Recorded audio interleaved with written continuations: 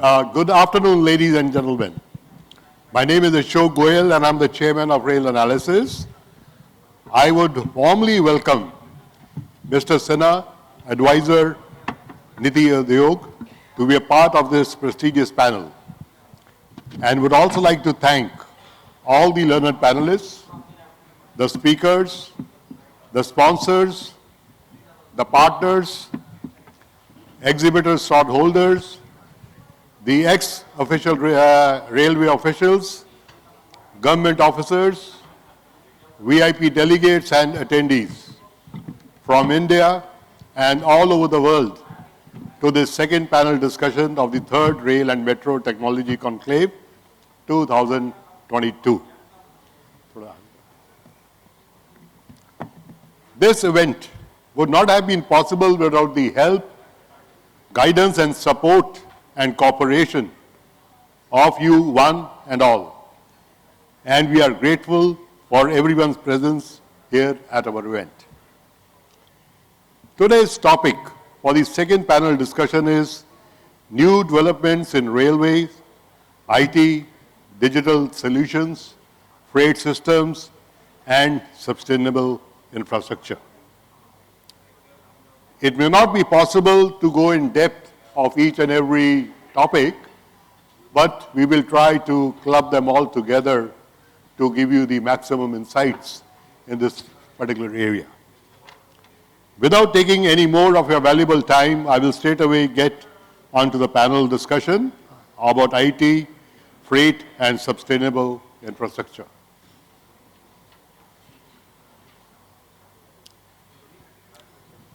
First of all, I would like to call upon Shri Sinha ji, Advisor, Infrastructure, Connectivity, and Electric Mobility, NITI Aayog.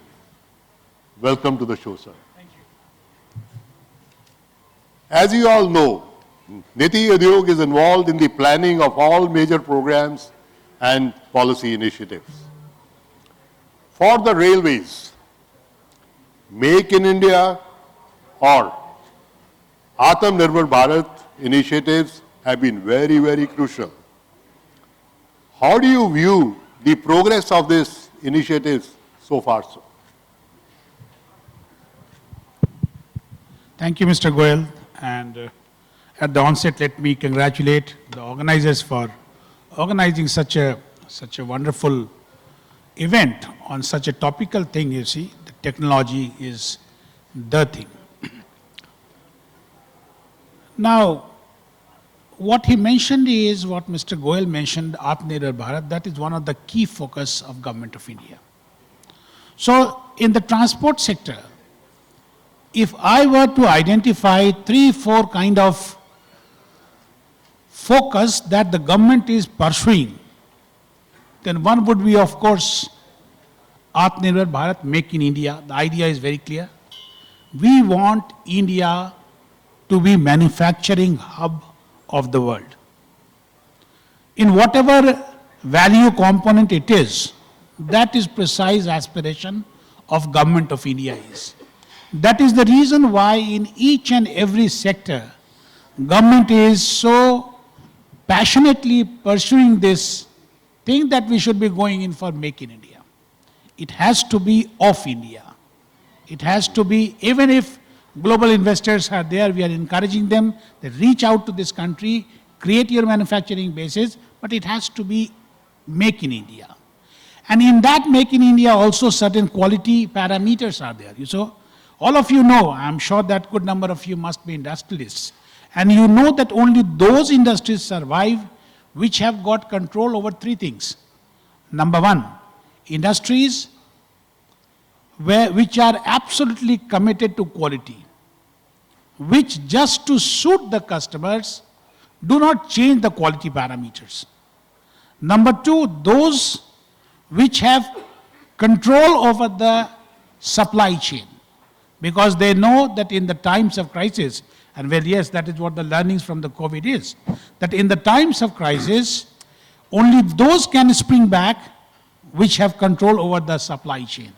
And third, of course, those industries which are kind of embedded into ethics. So ethic-based industries. These three are the kind of industries that we want to. And as far as progress of Atmanirbhar Bharat in railways is concerned, let me tell you, it is gradually opening up. They are doing good, but a lot of milestones are yet to be covered.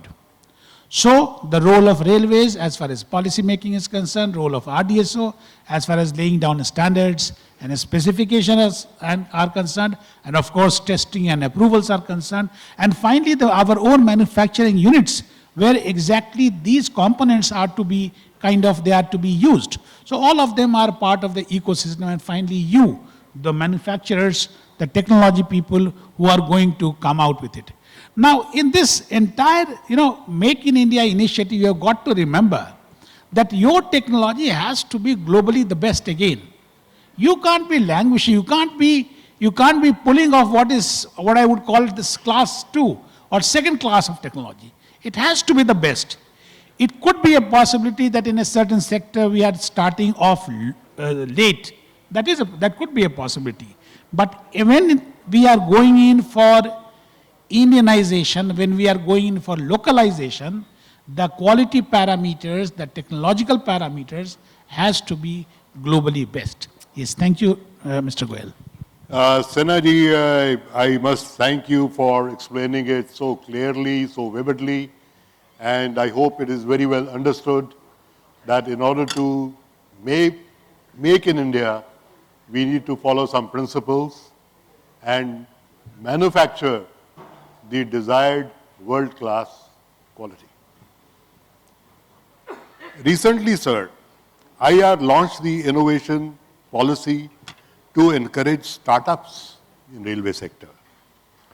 What is your perspective on this? The startup ecosystem in India is very vibrant today. What kind of impact can we expect from this initiative of the railways? Okay, let me say that, again I would say that railways have been rather relatively late in supporting these startups. And as you are mentioning that a startup ecosystem in India is fabulous. The way our startups are pulling off, the way they are converting themselves from a start to that of unicorn, that is again amazing. And this is only because they have got that technological skill, they have got the support of the policy framework, there are manufacturing bases which are ready to do the hand-holding for them, and that is the reason why these startups are gradually converting themselves into unicorn. In railways, you rightly said, startups have to be given a very big role. I would say that as many startups that could be supported within the railways, in their component manufacturing, in their process standardization, in their testing parameters, as many of them can be supported, that is what the better situation could be. So I would say railways have definitely, they are opening up and they have now supporting it. But then again, it can't be mere incremental kind of growth. We have to go on a very, very orbital kind of path. As I explained it to you beginning. What the aspiration of the government and what the aspiration of the country is. We want it to be the manufacturing hub of the globe. We do not want a component to be make in India, use in India, throw in India kind of thing. No. If a component is there, it has to be globally best so that this should be an object of desire for the entire world. Therefore, suppose if an electrical component, a mechanical component is there that a startup is manufacturing in India, it should be qualitatively of such a standard so that internationally, whenever there is a shortfall of that particular component, then they look forward to the country and asking that, okay, we want it from India. So that is the kind of aspiration. And yes, I will completely agree with you that startups have a big role to play. They are being supported by railways, but that support has to continuously, it has to grow on a still wider frame. Sir, if I may ask for the interest of the audience, are there any financial backup supports also for these startups? Now, Government of India does have policies for that, but I am not sure whether railways, in a specific, they have embedded it into their system or not. But yes, as far as those who are from MSME kind of thing is there, for them, we have laid down, we have reduced the qualification criteria so that they are able to come into the stream. And of course, once they are there, then they have to compete they have to compete equally with the standard players. So that sort of thing is there. Sir, IR is now focused on achieving freight loading of 3,000 million tons by 2027. Can you share with us your perspective on this? And also, along with the PM Gati Shakti program of the government, what kind of growth can we actually expect aimed to achieve these targets? Okay, now PM Gati Shakti is again, and this is one of the interesting initiative, one of the, I will call it an absolutely flagship initiative of Government of India. So, to understand it in a simple way, you see, there is a system in government where the Prime Minister on monthly basis, he reviews some of the most, that he selects on his own, some of the most critical infrastructure projects. That system is known as Pragati. So every month, Prime Minister himself will review certain, he will decide which are the road, from railways, from port sector. He will identify those ones which are critical, which have got higher impact, and then he will analyze that what is the progress. Now, in a continuous kind of such analysis, what emerged was that one of the most critical problem of India is, our country is, that our infrastructure projects, they permanently suffer from time and cost overruns.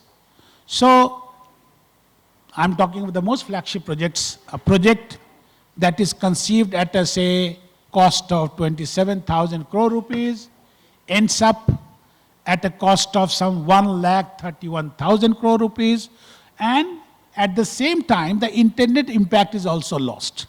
So precisely this was happening with respect to the infrastructure, and majority of them, and to the most important infrastructure. In fact, if you can guess, I was mentioning about DFCC.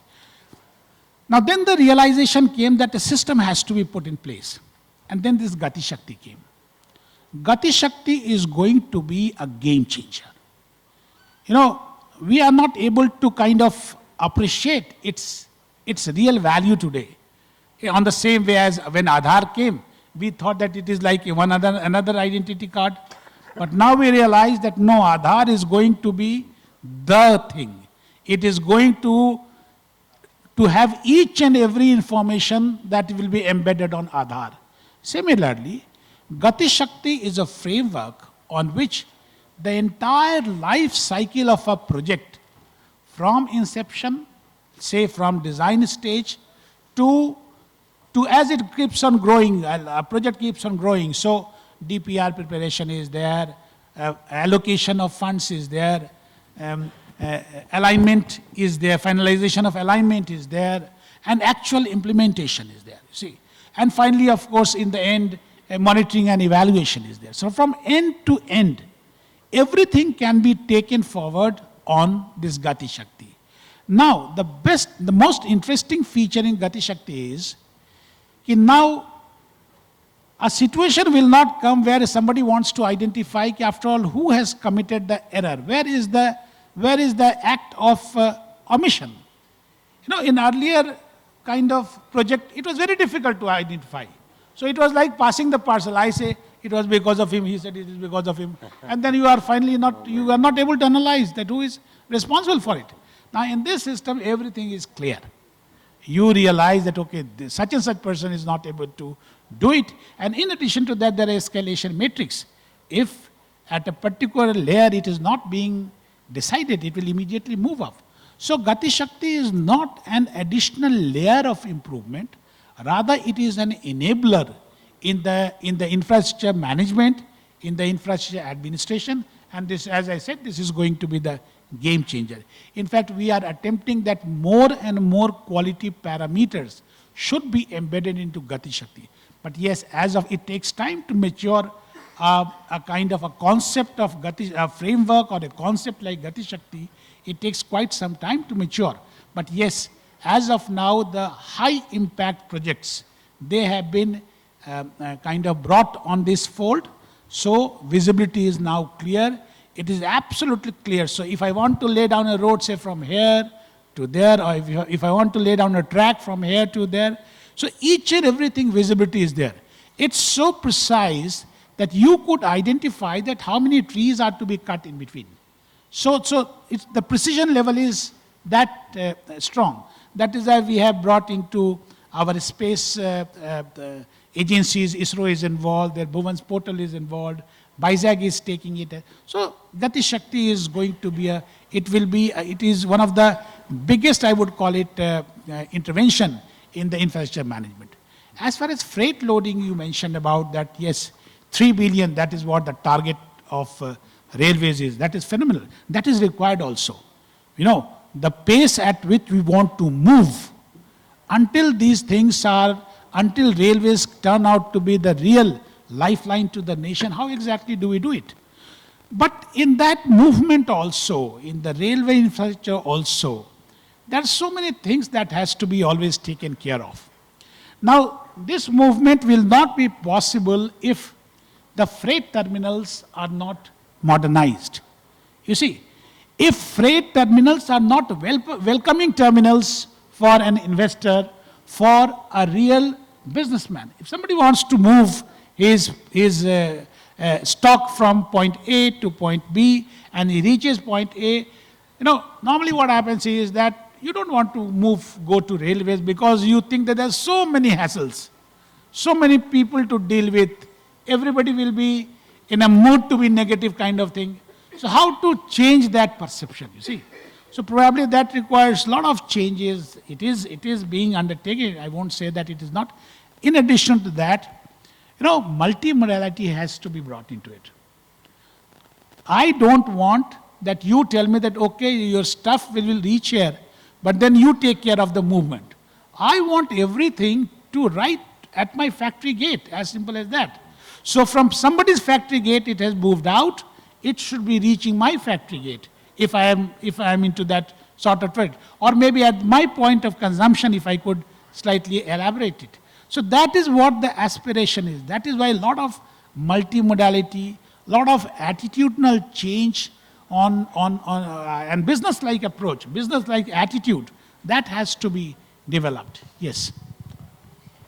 Thank you, Mr. Sinha, for giving a very, very in-depth clarity to what are the main objectives of the government. And time allowing, I will get back to you in a bit, sir.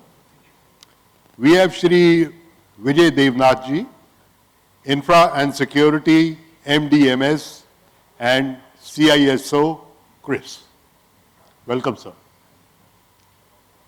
What are the initiatives CRIS have implemented to provide the latest technology in India for cyber security and digital asset management?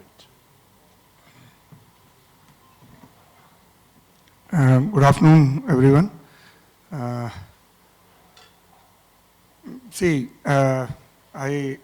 am basically a techie. I can't, articulate like my colleague, Mr.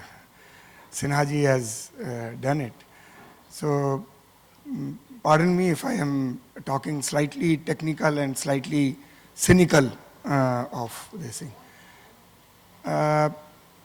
Railway is not a organization which is whose core is in IT. So it's a user, a very, very large user of IT. And for us, information and the underlying data is very, very important. We work on real-time basis. And any information lost is a loss of our opportunity or path or loading or whatever we call it, our business. So to answer your question directly is that we do not create any new innovations in IT. We use whatever is provided by the OEMs and vendors. To the extent possible, it is compatible or it is applicable to our organization. In that respect, I will say we have done a lot, including in paperless handling of freight, almost made it 98% paperless, booking and payment as well. Now, in fact, 99% of our freight booking is on online basis. And same is with passenger. Passenger, I need not elaborate because all of you are user and you know better. Now coming back to the part which I wanted to, when Mr. Sinha spoke about startups and all, I wanted to caution a bit here. See, railway is a very, very large user of everything it uses, every technology it uses. But that use is to be supported by a lot of support. And that support has to be all India most of the time. So many of the startups which I have encountered with, they are very good at the POC level, doing it in one division, in one zone or in one location. But the moment it comes to scaling to a larger area, larger domain, it becomes a problem for them. Naturally, there is a funding issue, there is a manufacturing issue, there is a support issue, manpower is an issue. So they, I will suggest them that they should, once they have proven their product or they have proven their service, they have to collaborate with somebody who already has an experience in working in the government or in the railways, and collaborate with them and then move the that innovation ahead. Otherwise, that innovation remains where it is. Next point is the total cost of ownership. We in India are very, very casual about the total cost of ownership of anything which we develop or service. The product is good, it works for a year very good, but after that, when it needs spares, when it needs support, there is no answer to it. Something is to be imported, isko yahan se lana padega, wahan se lana padega, and then we are stuck. So we are unable to support that kind of technology as well, because if it has to be made in India, then everything has to be in India. Nothing should be coming from either Europe or US, and we are dependent on that. Third part is that it has to be compatible. Railways is not an organization which can throw away its large investment already and adopt your or anybody's new technology wholesale. It has to work with the old and new together, and it has to work seamlessly as well. Then when I come to digital solutions, most of the vendors, OEMs particularly, I will say, they forget about what is their BCP plan. How do they support our business continuity when something goes wrong? That is supposed to be taken care by the SIE or somebody else, or I myself have to take care of it. That approach, puts me off, or puts most of the railway managers off. You have to have a plan. How will you support when something goes wrong? There has to be a failover, there has to be a BCP or something, whatever it is. As Mr. Sinha has said, yes, we have a very big resistance to move to new technology like cloud and all that. The mindset change is not coming. It has to come from, this is our fault that railways is not, quickly enough moving to newer technologies like cloud and all that, where few of the things are automatically available, like BCP, some sort of security, DR, and all those things are available. We try to do too many things in-house, and we are then unable to do it. Another key point is that when you implement a solution or you provide a product or service, you have to build the visibility and monitoring from the ground up, from the beginning. You cannot have that सारा कुछ deploy कर दिया and then I start asking for another tool or something to have visibility and monitoring over that solution. That does not help.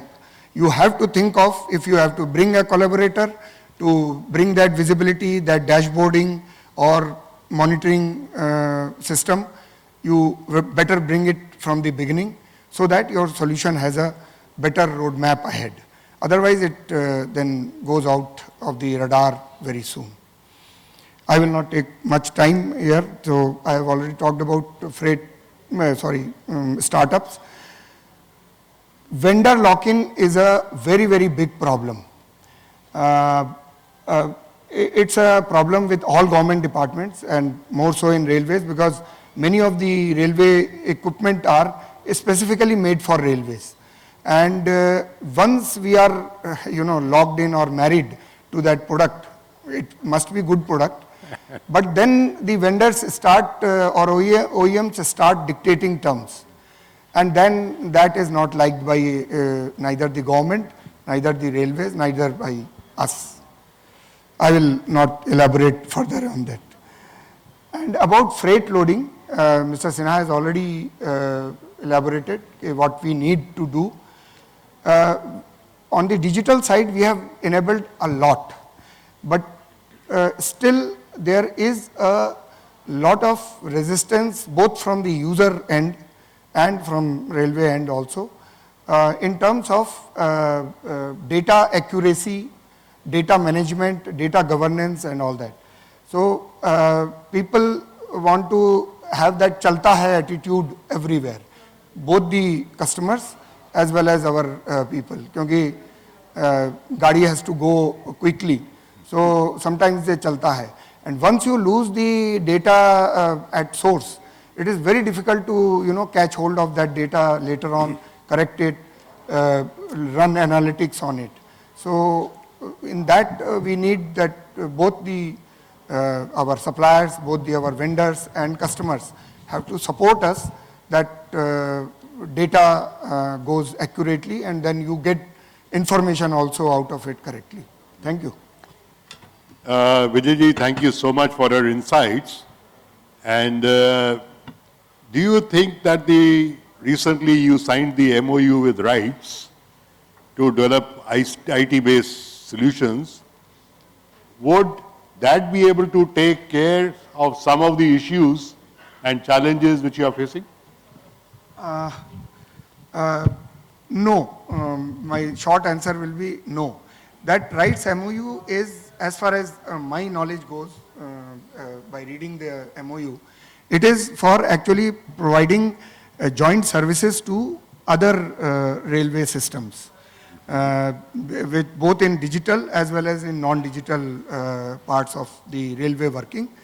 RITES will be, RITES have been selling a lot of railway equipment to other railways, Bangladesh and Maldives and South Africa and all that.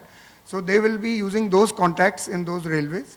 And we have ready-made, as you know, a lot of solutions already running for Indian railways.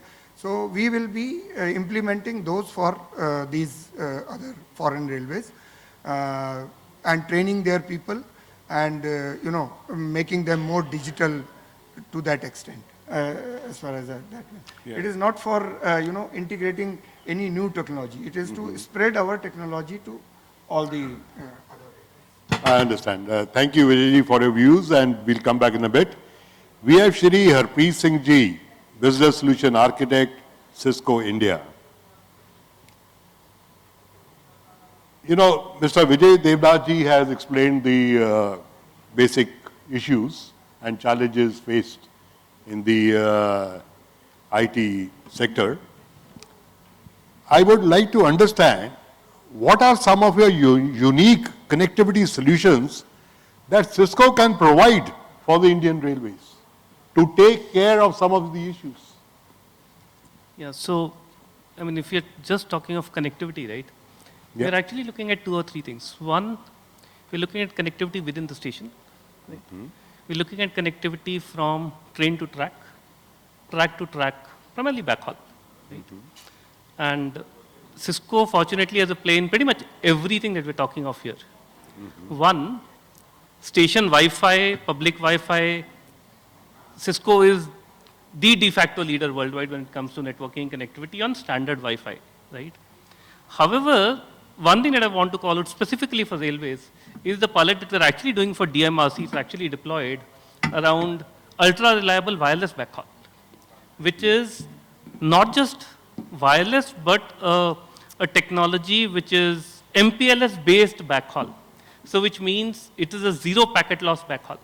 And that's the type of connectivity and communications that you need in a critical infrastructure like railways. Right? That's the second part of it. And thirdly, from a track-to-track perspective or a backhaul perspective, I'm so glad, Devnath ji was saying, we take time to go ahead. And it's natural, right? We have a lot of legacy to carry with. We have a lot of PDH, STH infrastructure. We are now talking of migrating over to an IP MPLS network. Now, that, in my view, is the biggest that's the biggest step that we could have taken towards modernization and integration of the overall railway infrastructure. The reason I say that, right, and I'll also point out a challenge there. See, today you have multiple types of connectivity requirements for railways. You're talking of train requirements, you're talking of user requirements, you're talking of freight requirements. You don't want all your eggs in one basket, saying if one sort of connectivity gets compromised, you don't want that to spill over into the other basket, right? So segmentation to that extent and end-to-end segmentation becomes very, very critical from a connectivity standpoint. And IP MPLS is going to give you exactly that, right? End-to-end segmentation. However, from my experience, and I'll actually bring it up here, what we've seen when it comes to IP MPLS connectivities is, we're looking at IP MPLS connectivities or tenders being called out at a very small level, right? Now, the moment and I myself have been a part of 4 pan-India MPLS rollouts in the country. When you build a large network, which is pan-India, you have to plan at the top and then go bottom. You can't say, I will build small pieces and then I'll try to solve the jigsaw puzzle and build the big picture, right? So that's something that I think we need to focus on and say, here is the big vision of an IP MPLS network, and then drill it down and carry it over in parts. I'll just take a pause here. No, Mr. Singh, the idea is that are you having some sort of any plan or some sort of working going on where you can address these challenges of cybersecurity and find out to some workable solution, or you think we are not capable of doing that, we need support externally? What is the status? So on the cybersecurity side, I think Devnath ji called out stuff, right? To me, the biggest challenge is the sheer size of railways, the attack surface, and the value of the information that railways carries.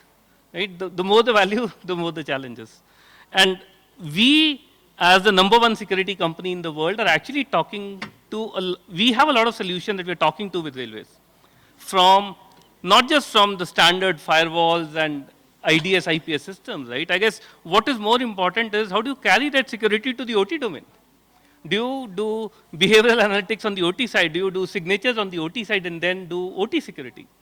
And then the bigger part, again, Devnath ji, is can you integrate IT and OT, right? Saying, do you need 2 teams to do this? Can you have a single unified platform?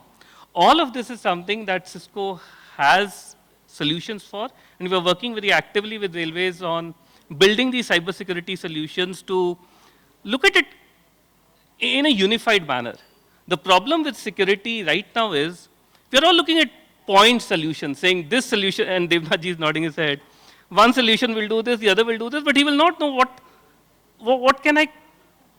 what information can I get out of this from a context perspective and then make that into useful information. That's exactly the point that Devnath ji was making earlier, and that's where we have a lot of solutions that we can work together. I understand your limitation, Mr. Harpreet Singh. I'll come back to you in a bit. And we do understand that this is one of the major issues. And we have fortunately Shri Ramakrishnan, TS, consultant, researcher, public policy analyst, teacher, and thought leader. Welcome to the show, sir. Thank you very much. Indian Railways has been aggressively going for manufacturing VB train sets. First by in-house manufacturing 75-seater train sets in ICF, and then manufacturing 200 VB train sets, steel or aluminium. The speed potential of these train sets, which can operate at about 160 to 180 kilometers, is immense. How can the Indian Railway infrastructure be modernized to suit such speeds? Yeah, thank you very much. And the railway, which has been in inertia for a very long time, very sorry to say this, has to move forward and bringing modernized rolling stock which can run at a speed of 180 to 200 kilometers per hour is the first step in that direction. Sir, can you speak a little louder? Yeah. Hello, are you able to hear me? Better? Yeah. So if at all we look at our average speed of passenger trains, it's around 50 to 60 kilometers per hour, whereas in the case of freight trains, it is around 25 kilometers per hour. Even during COVID times, when the passenger trains were not running to its full capacity, the freight trains average speed was around 45 kilometers per hour. So somewhere we have to, increase the throughput of our network. And the question is whether are we going to improve the average speed of the existing network and maximum speed of the existing network, and then we are going to bring the rolling stock, high-end rolling stock, or are we going to do it the other way around? So now the government has decided, the Ministry of Railway has decided that first let us manufacture rolling stock coaches.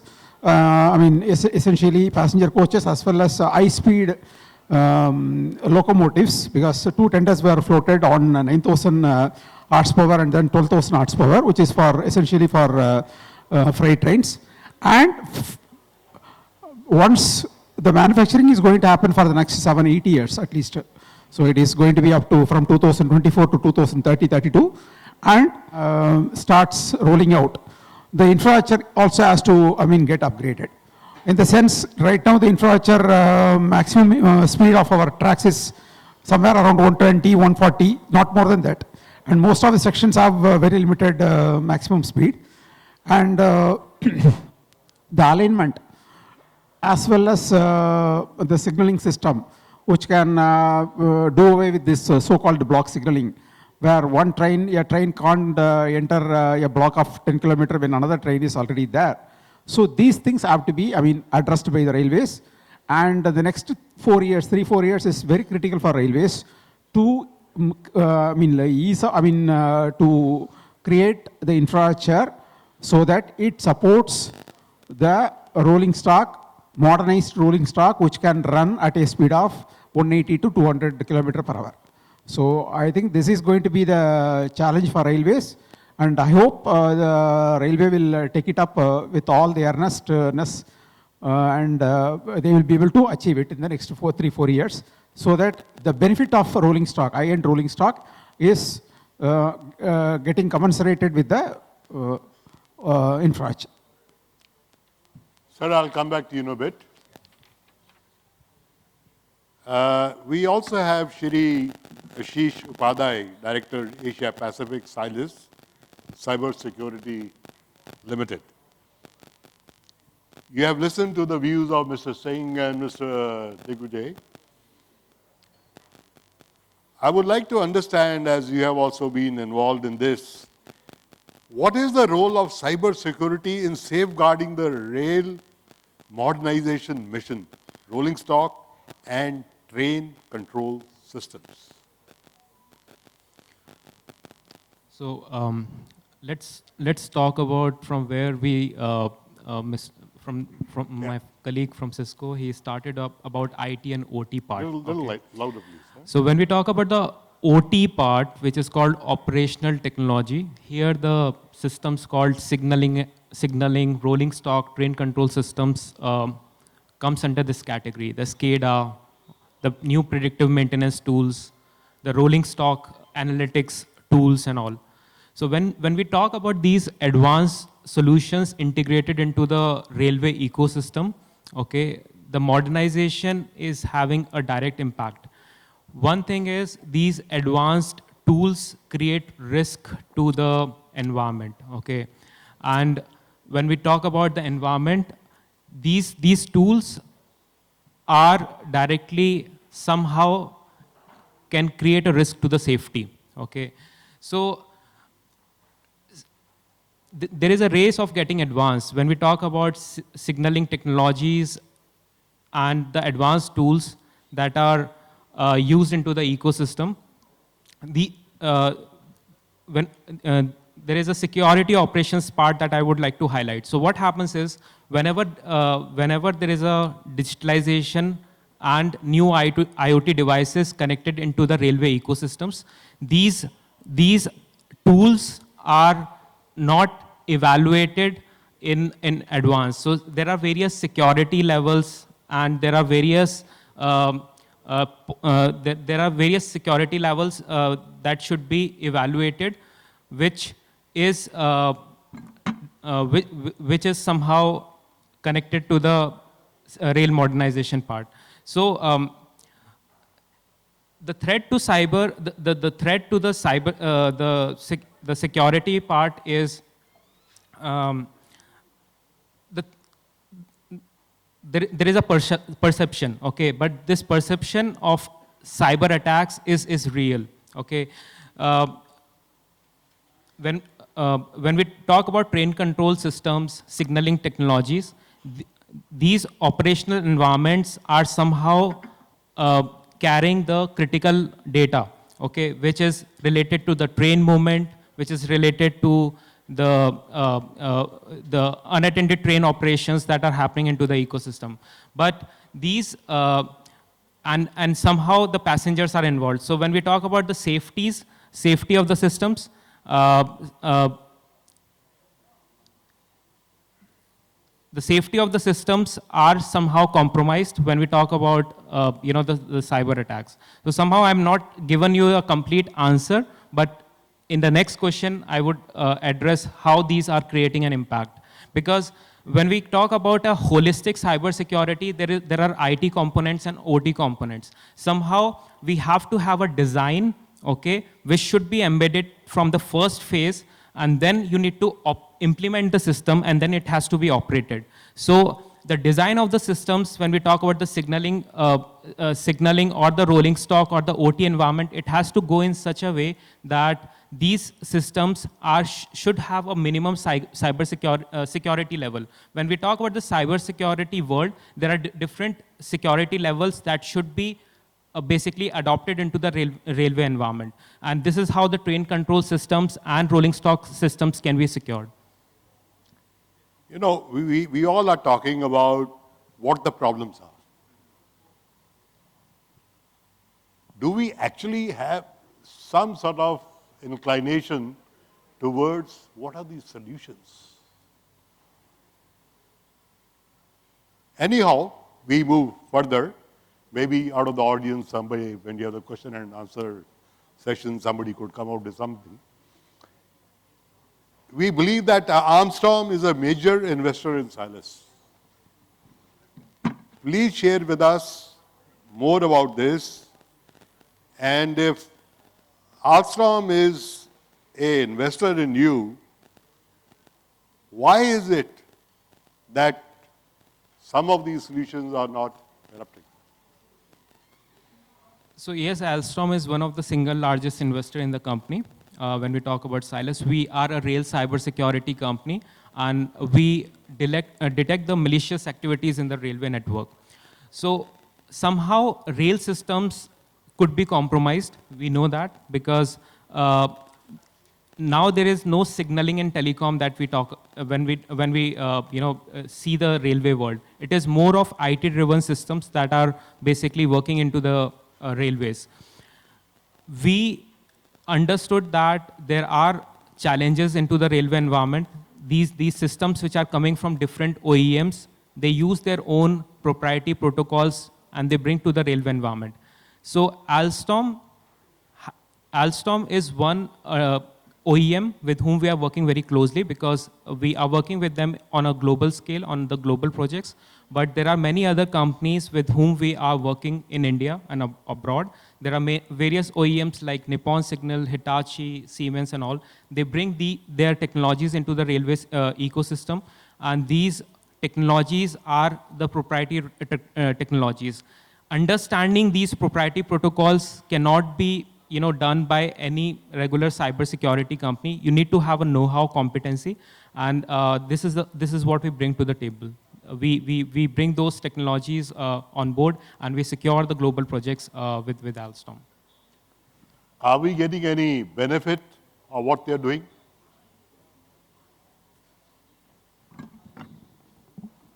Sir, I'll come back. Hi.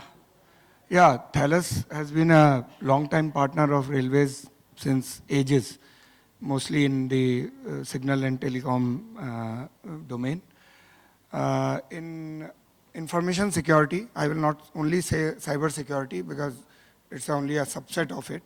On information security domain, they have been slightly a new entrant where already a lot of others were already working. And yeah, they are good in integrated security of OT and IT. But in railways, still the OT operates separately and IT operates still separately, but integration is coming. And then in that area, we are looking towards Thales to help us. But again, I will again caution that just because they are the entrenched vendor, they should not take things lightly because the challenges when IT-OT joins and the security issues transferring from the IT side to OT side is quite a great one. And on OT side, the upgrade or update cycles are even longer than IT. Because the operating system and applications and database, they have a lot of OEMs who can keep on updating. But on OT side, there is a lot of resistance because till the component is working fine, nobody wants to replace it unnecessarily just because its software has gone bad or obsolete. Unless and until it gives me some additional facilities or some additional, return, I will say, nobody wants to replace an OT component. That has to be kept in mind. Sometimes I find there not only Thales, all other solutions, इसको बदल दीजिए, नया वाला जो मेरा component है, वो उसमें IoT built in है. So जब मेरा पुराना वाला ठीक से काम कर रहा है, why should I just change it for the IoT sake? So these type of solutions do not work. They have to either bring in a IoT retrofit on my existing system so that that component keeps on working and I get information out of it. That kind of solutions will be better. I fully agree with you. Maybe a teamwork could revolve a better solution. We have Mr. Shri Parveen Sharma ji from VIM here. And your organization is a VIM specialist company. Can you share with us how does BIM work in terms of data management and how do you ensure the security of this data? All are correlated. Yeah, of course, sir. Please. Of course, Yeah. yes. So it's all about data, and we are talking about data. So I'll give you a context, sir. Recently, we are talking about a survey by Bloomberg. And it says that there are lots of, it's about recession, right? I guess most of you have heard about this survey from Bloomberg. It says 44% chances for Europe getting into a recession in next 12 months. US, around same 42%. And if we talk about India, all our territorial neighbors, our southern neighbor is already in recession, east and west are getting into it. And the northern neighbors are also on the verge of getting into recession. But Ashok ji and Rail Analysis also do lots of surveys in Indian context and Asian railway and metro context. Ashok ji will agree with my point that in surveys we already give some chance of benefit of doubt. We are never 100% sure in surveys. But that Bloomberg survey says that there are 0% chance of recession in India. What it means? What means that there are lots of business opportunities all around.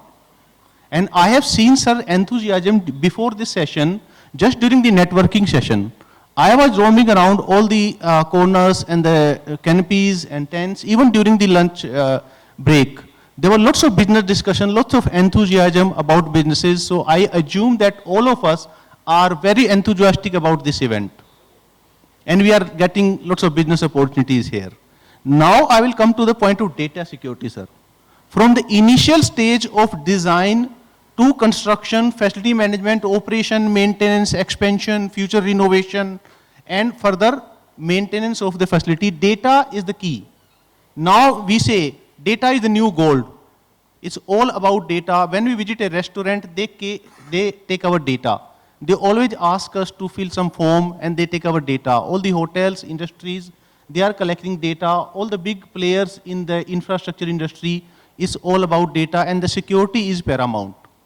I represent the company called the BIM Engineers, and what we do, sir, we implement building information 3D based technology into the railway, metro, airport, and infrastructure projects. So how we ensure the data security? Now, especially during the pandemic, things have changed. Now, lots of people in our industry have started working from home, at least for last 2.5 years. So finding the perfect solution is we use a amalgamation of lots of technologies. One of them is common data environment. It can be on multiple platforms. I don't want to name some of the platforms, but there are lots of solutions available for common data environment to data exchange. There are security parameters inbuilt into those features, but rather than waiting for something mishap, like my fellow panelists said, there are lots of threat into data security aspects. So as an industry, BIM industry is very safe, very secure, and using the common data environment and lots of security parameter, because most of our software are proprietary software. Even if you get the data, you will not be able to use that data because it's some decoding formats. So we are definitely working on it, and we have successfully implemented these type of technologies in global infrastructure projects like Deutsche Bahn in Germany, or SNCF in France, or Kuala Lumpur Metro, or Singapore Thomson Line, or Hong Kong Metro, West Kowloon. So we have successfully implemented these technologies, sir. I fully agree with you. Do you know what is the inflation rate today in USA? Yeah, of course, sir, very, very high. Yes. How much? I am not an expert, but I think it's more than our country, and that's something never happened in last 6 years. It is 9.7%. Right, sir. What is the inflation rate in London, UK? I think it in the quite similar range. It is 8.6. Right. And what is the inflation rate in India? It will be in the tune of around 7%, I guess. 6.4. Very interesting. Right? Right. So recession is one thing, right? course. India is still doing much better, whether it is the stock exchange or the recession and so on. And thanks to the Make in India initiative taken a couple of years back by our respected Prime Minister, which is giving us the results now, and it will continue to give us. Well, ladies and gentlemen, we have very limited time. we would like to have a few questions and answers because it will be very, very difficult to assimilate such a important panel again. So anybody would like to have any question, not only question, we have some unanswered solutions. Anybody who would like to say something about some solution, please. Can we have the, sir? Yeah, please. May I ask, sir? Yeah, please, no problem. The question is for? I am J.K. Bharti, Additional General Manager from Rights. Right. Sir, my question is basically on threat, not on security threat. Question is for whom? Can you? My question is to Mr. Vijay Devnath. Yes, sir. Yes, sir. Sir, as you are aware that Make in India is just an invitation to the foreign companies. How do you relate? Does it mean that Make in India is the threat for Made in India?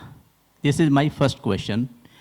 And second question is, if you see in most of the metro projects, nowadays these projects are quality and cost-based 80-20%.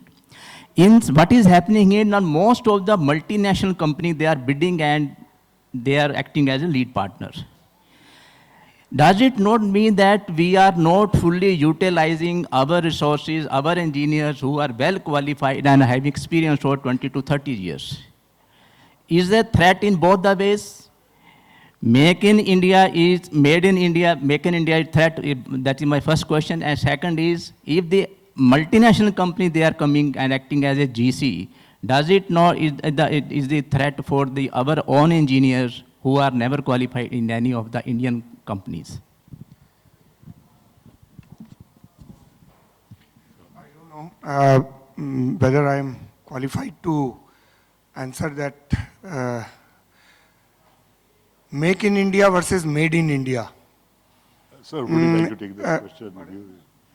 Okay. So I will hand over to him. Make in India, Made in India, yes. Both are necessary, I will say. Because first it will be made in India, foreign maker who has established presence will come and manufacture here, and we hope that our industry will pick up from the ancillary to the main product slowly. It doesn't happen overnight. If a car is made all along in Germany and all its suppliers are in Europe, if he starts assembling here, suddenly all our ancillaries will not change. As Mr. Sinha has already elaborated, that quality is a paramount. No global player will let down its quality कि India में ऐसा चलता है. तो that will also not happen because they will try to maintain their quality what it is. Second part is the how the Indians will come up. See, building something from Made in India to Make in India is not a process of training few engineers and putting some machines here.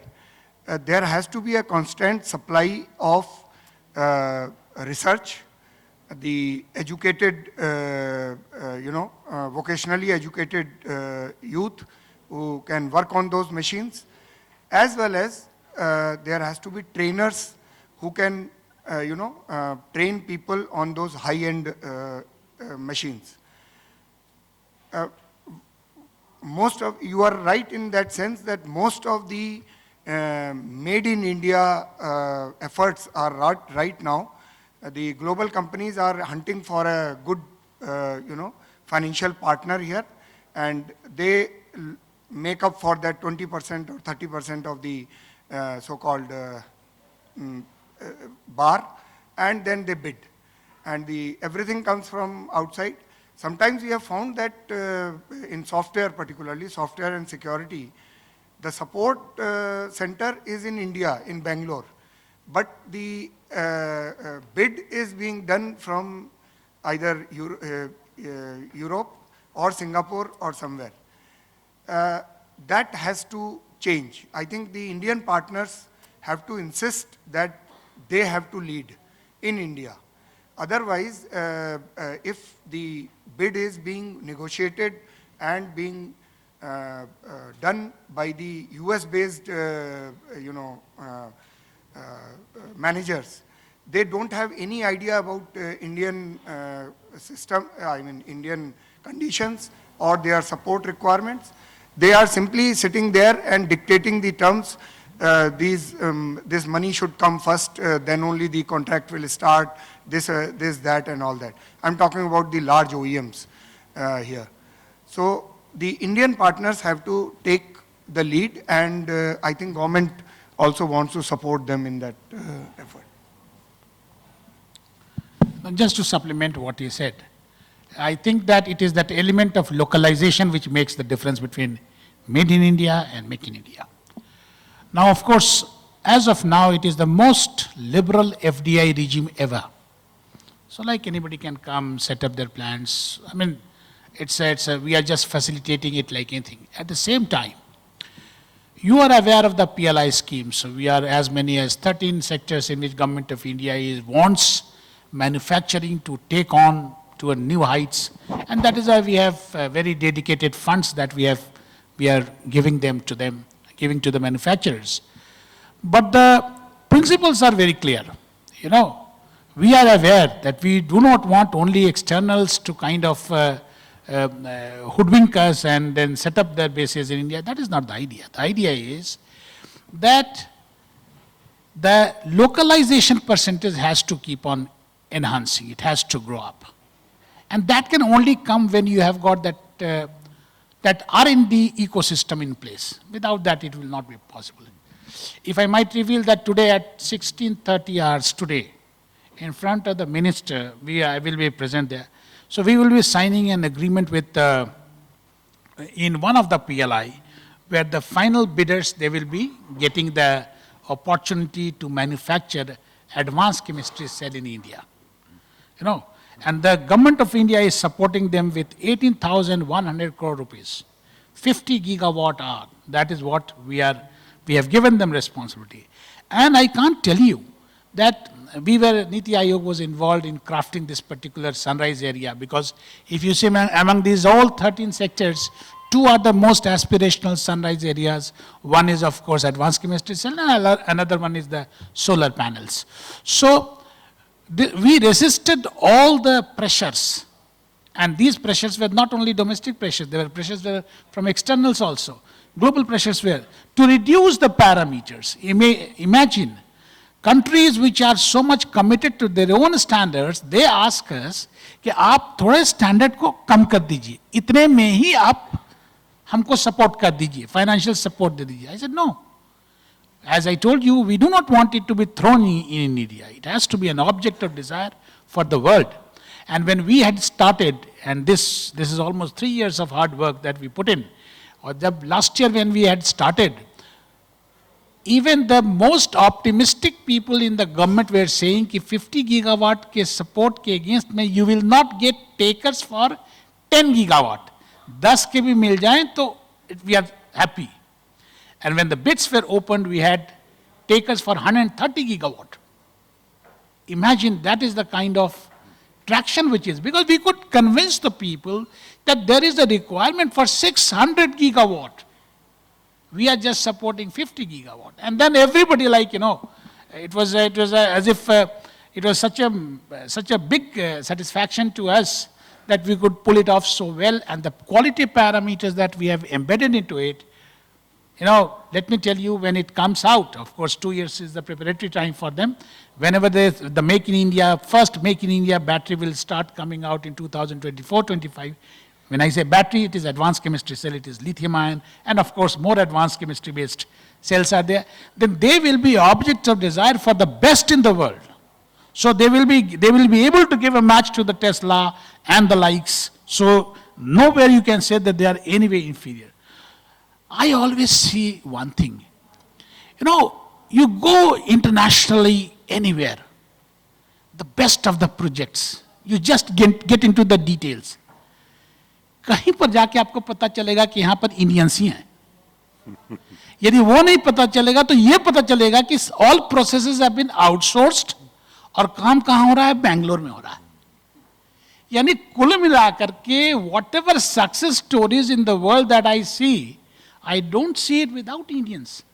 Why it is that the same success story cannot be replicated here?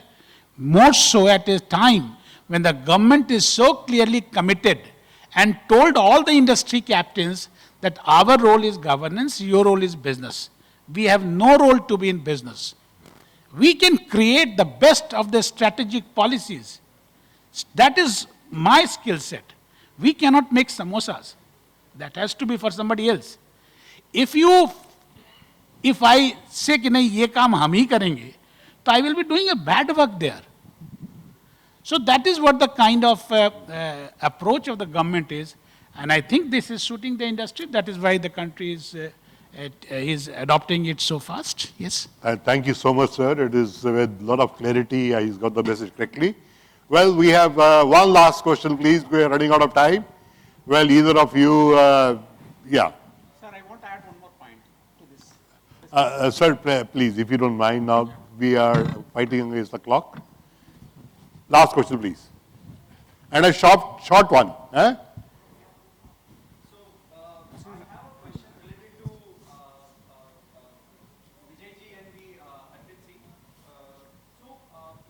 Is there any standard that is it audible now? Like so. Yeah, very well. So I have a question related to IP-based solutions. So generally, the railway is transforming into the IP-based solutions, especially into the passenger experience way. So there are passenger information systems, and then there are passenger display systems. There are multiple things IP-based that is coming into the picture. So how do you see the market, and is there any standard that Indian Railways or the metros that we need to follow? There are standards in Europe, which is like an ITPT, Information Technology for Public Transportation. Yeah. Question well understood. Sir, please. I mean, sorry if I have not understood the question completely. The display systems which we provide in the stations, they have dual purpose. One is providing the information about the train running and the passenger conveniences, I mean the reservations, etc. The other one is the advertising part of it. So there is a slight bit of convergence there. So the railway information part we provide, and I have not heard of any standards in that, because it depends highly on the local conditions, the kind of language the locals understand, because mostly you find our passengers are not all airborne kinds, so they are village people, rural, town, everything.